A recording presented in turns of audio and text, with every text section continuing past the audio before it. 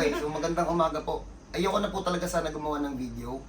Kasi po pag nakikita niyo po ako sa Facebook, ano po na-stress po ako sa inyo. Pero si tatay po kasi gusto po talagang i-share daw po kung ano po yung mga nagbago sa kanya or hindi.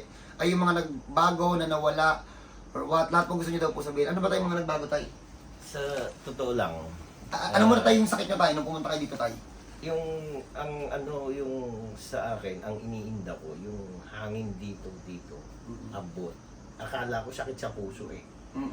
Nung may session tayo na nadiinan, na nahilot, naidighay ko, talagang naramdam ko, naidighay ko, ang tagal nun, talagang dinudukot ko para May lumabas, gano'n, minsan may Ilan taon ba yun? lumabas. Mga 10 years na ginaganyan ko yan eh. Nawala yun. Totoo yan? Yung hangin na yun, nawala yun. Okay. Tsaka yung dito, pag nakasakay ako sa nabarog, Tricycle, oh. masakit yun. Gano'ng katagal yung tayo? Matagal na rin, halos sabay-sabay, mga 15 years na yun. 15 years na gano'n pag sa tricycle. Okay. Ganun yan. Parang hindi ko parang may shock absorber akong dalaga. Gagano Kasi ko. tuloko-loko kasi ito si Dante, tapos, Tapos yun nga, pinaka-last, itong frozen shoulder. Hindi pa, wala pa tayo dito. Sa Yan. Pero, maluwag na rin? yan. Uy, ba't maluwag na? Hindi ko Yan. pa ito binibira. Go. Ano pa? Yan, Ngayon, yung dito, yung pag sa sasakyan talaga na barog. Yun ang Yung nawala masakit talaga. yun nawala yun. Kahit na gano'n, wala na yun. Yun ang masakit. Kaya ako nagpunta rito, nakita ko yung may hinilot. Hindi ka pa palagay ko naghihilot nung, yung may hinilot kang bata na maliit na babae. Okay. Okay. Hindi pa ganito yung itsura ng bahay mo. Opo. Na doon ko nakita, tapos sinubaybayan ko na, yung palagay ko isa sa una mong na yung batang babae. Oo, Na pangalawa. sinabi mo nung gumaling pwede mo nang tadyakan yung mga kaklase mo. Oo. Tapos, yung isa pa na yung namimilipit dito na yung nagmumotor, sabi big bike, yung gamit. Namimilipit dito yun namimilipit. Sabi, Tadi! Tinatawag na ganun yung asawa niya, namimilipit yun. Si attorney. Yun. Tapos noon sabi ko, pag pupunta ako dito, yun nga, inalamon ko na dito, pumunta ako. Kamusta tayo yung hilot tayo? Yun nga, yung hilot,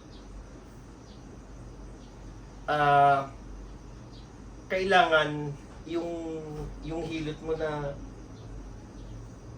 hindi naman masakit hindi masakit ang hilot, kaya lang Yung balat? yung balat mainit.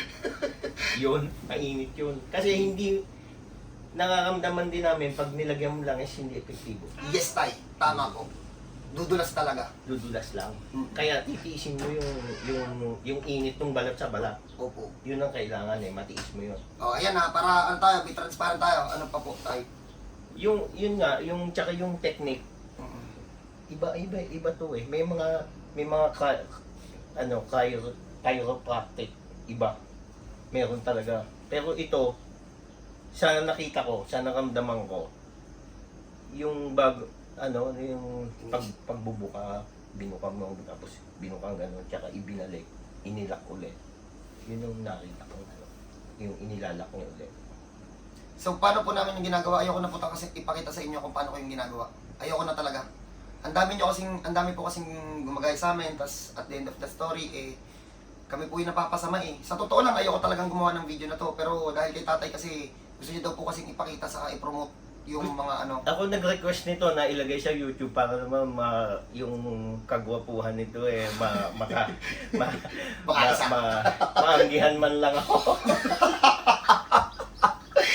talaga si tatay. So, Maanggihan ako. hindi po siya pilay nang pumunta sa amin, sa totoo lang. Normal po yung lakad ni tatay. Normal din, di ba tayo? Hindi ka naman pilay-pilay nun, di ba? Hindi po siya pilay-pilay noon, pero po yung May iniinda lang ako. may iniinda lang siya noon, normal siya noon. Siguro hindi lang siya makalakad na malayo. No tayo, no? So yun po, narinig niyo naman po kung ano yung mga sakit po ni tatay. Hindi ko rin alam po ano mga tawag doon. Basta po kung ganun po yung sakit nyo. Kilala niyo naman po kung ano po yung nandito sa kamay ko.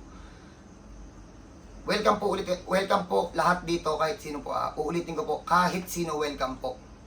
meron lang po akong new rules. Kapag hindi nyo po na tupad po yung rules ko, hindi ko po kayo hihilutin. Yun po yung totoo. Kasi nadala po ko doon sa mga nangyari sa akin sa totoo lang. Kung hindi nga po dahil dito sa mga tao to na pinilit ako ulit, hindi ko na to sana to gagawin Pero yun po, wala tayong karapatan na tumigil kasi nga, calling po to. Hindi po ako PT uulitin ko po. Hindi po ako PT, hindi po ako nag-aral. Nataon lang po na yung mga tao na-discover nila na meron po akong ganong talent. Tawagin nyo man po ako na ganyan. Ito lang po yung masabi ko. Wala po akong niloko na tao dito kahit ni isa. God bless po sa lahat.